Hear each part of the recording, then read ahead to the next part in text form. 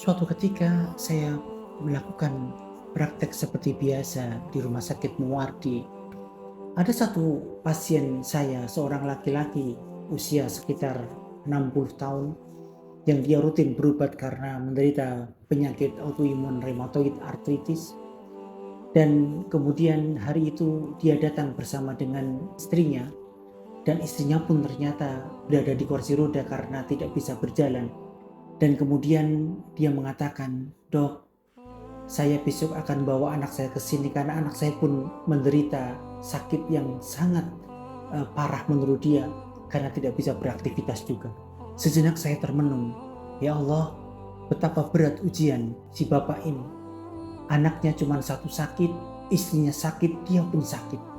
Dalam ketermenungan saya pun kemudian membandingkan dengan diri saya, ya Allah, saya diberikan kesehatan, bisa beraktivitas, istri saya sehat, anak-anak saya sehat.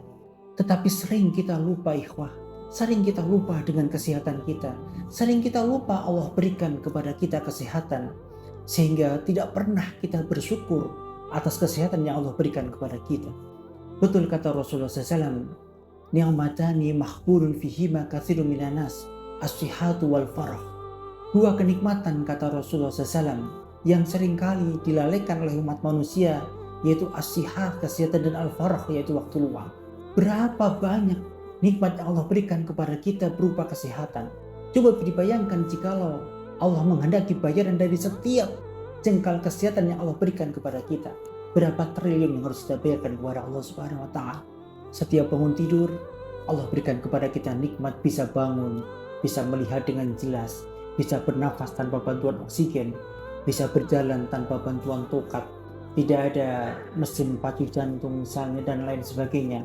Coba kalau kita di rumah sakit tergeletak, tidak bisa apa-apa, semua alat membantu kerja kita, berapa miliar yang mesti kita bayarkan. Oleh karena itu saudara-saudara sekalian, jikalau hati ini keras, jikalau hati ini lupa dengan nikmat yang Allah berikan kepada kita, lihatlah orang-orang yang menderita, lihatlah para pasien-pasien yang mereka dibantu oksigen, mereka harus dicuci darahnya dengan alat cuci darah, yang mereka harus dipasang ventilator untuk membantu nafas, sementara kita segar bugar, sementara kita tidak pernah ada penyakit.